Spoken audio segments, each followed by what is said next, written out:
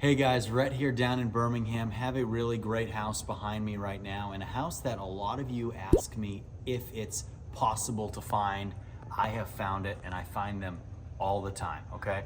What I mean by that is I have a client that has this under contract right now for $65,000, and the rehab on it is going to be $10,000. So gonna be all into it for about $75,000, and we're gonna put someone in it for between $1,100 and $1,300 a month. So it doesn't get much better than that. If you think about putting down a down payment, you're putting 20% down at 65, which is about, give or take, $13,000, $14,000. And then on top of that, you're putting in $10,000, you're into this thing for under $25,000 out of your pocket, renting it out for $1,200 a month, even maybe $1,250 a month, net cash flow on it between $400 and $600, and making $6,000 a year, which would be over a 25% cash on cash return. Pretty good. So with that being said, guys, come on inside. I want to tell you what I like about it, what I don't like about it, and we'll go from there, okay? So guys, a lot of times on some of these properties that were quote unquote flipped, we run into issues. One of the issues is all the exterior doors are bad. So every single exterior door needs to be removed. I would like to reframe the doors and put new steel doors. This is actually an interior door that's being used as an exterior door. Extremely dangerous and really bad for heat retention and cool retention. So heating and cooling, we want metal doors, but also security-wise, we want metal doors. So that is number one. All the exterior doors in the home need to be removed. And believe it or not, but exterior doors are pretty expensive. Steel doors, guys, are expensive. So I want to get rid of those. The windows in this home, there are a couple aluminum windows. When we talk about windows, you have wood windows, which are the crappy windows that we see all the time painted over. You have aluminum windows like this, which aren't always the best. And then you have vinyl windows. These are not vinyl. Vinyl windows are windows that you may have in your house that they're like a hard plastic. They're very nice looking windows. Sometimes they're double paned. Those are vinyl. With that being said, all the windows in here are bad. Even the aluminum ones, they don't have locks. They have emergency stick bars, which basically you take a bar and you put it in the window and it locks it so people don't open it. That's not gonna cut it. Oh. So I have a little bit, but that's all the bars are giving me. So we gotta fix all these windows as well. This actually doesn't have them. And the window opens. Now the problem is, this doesn't have window locks. So we're in kind of a weird spot with the windows. So we have to put adequate locking apparatus on all the windows as well. Otherwise, we have paint on the floors, guys. The flooring in here might look good, it isn't.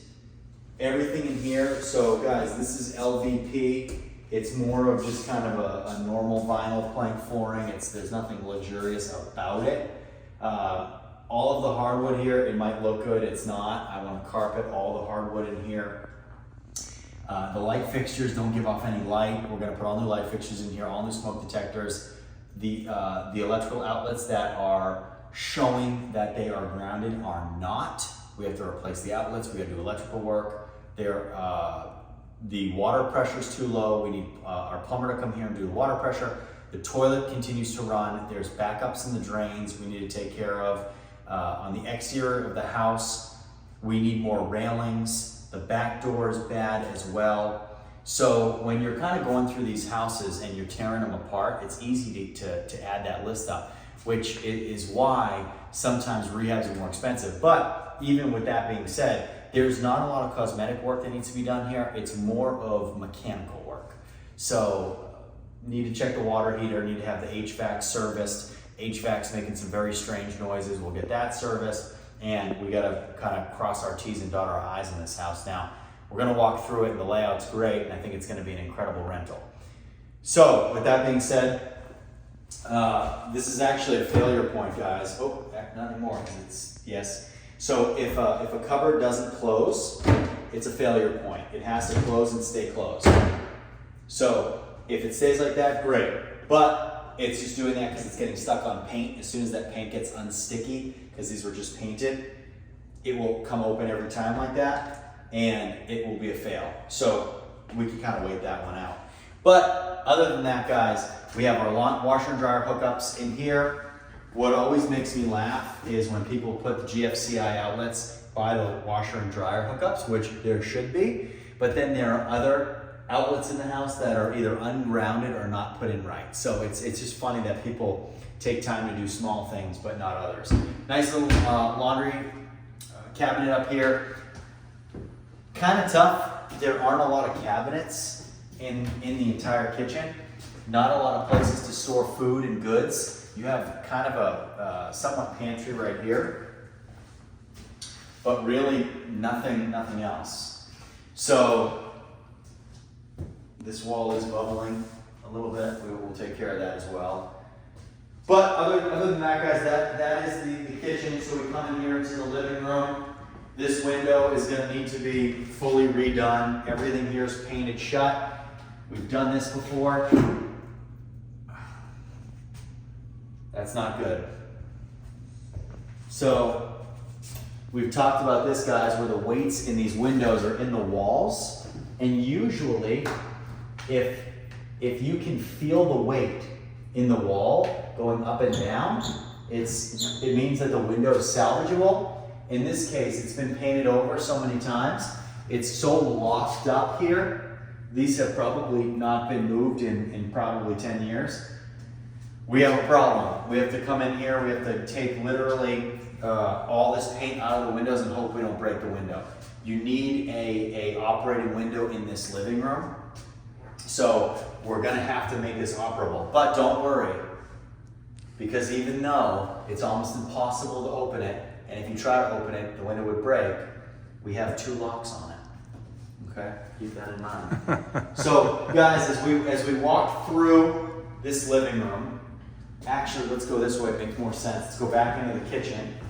We're gonna need a transition strip right there. As we walk into this bedroom number 1, see if I can find a light for you guys. There we go. So bedroom number 1, we have a closet up against that wall. It's a good sized bathroom. It's actually pretty nice because we have 2 aluminum windows in here. Does it stay up? It does.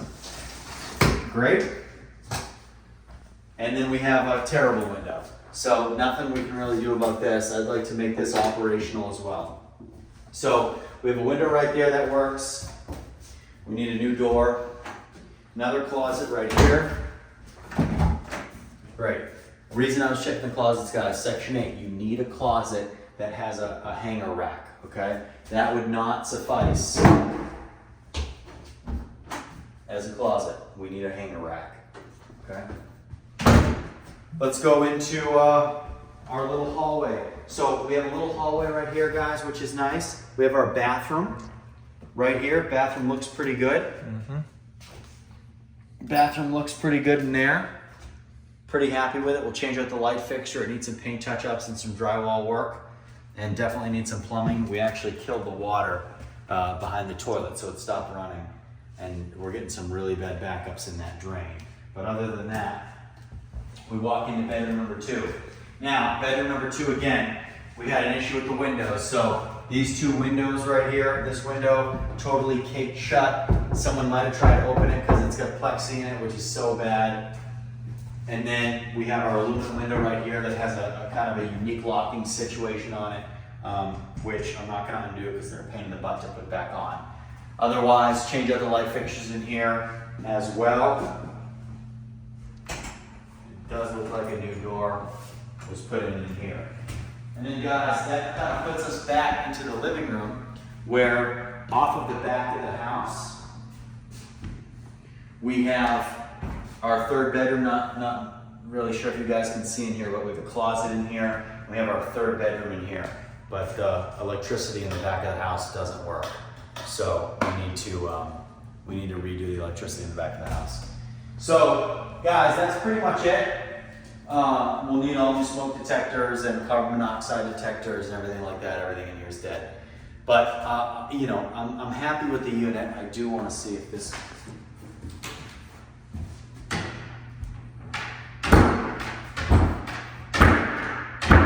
Okay, so I was wondering about this door. So we'll put a new door there as well, because this latch is fine.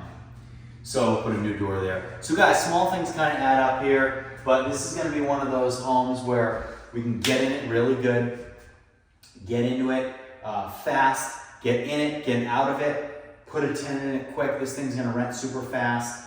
Really, really happy for my client that has this under contract. I love this house. This is one that someone's going to stay in for a very long time because it's quaint. It has a good layout. It's very quiet. It's in a really, really nice area, and it's in a really nice neighborhood. And a lot of times, guys, when we're looking at neighborhoods and we're looking at properties and you're looking at markets, and maybe you live in Florida or you live out west or you live up north or you live down south, and you're looking at markets that you want to invest in, you don't know where you're investing. You don't know the neighborhood. You don't know the streets. If you make one wrong decision, you're toast. Don't make that mistake. You need someone helping you, making sure that you make the right decisions. If you're ready to do this and you're ready for that person to help you out, send me an email in the description below. Otherwise, guys, leave your questions and comments. I'll get to all of them, and we'll see you next time.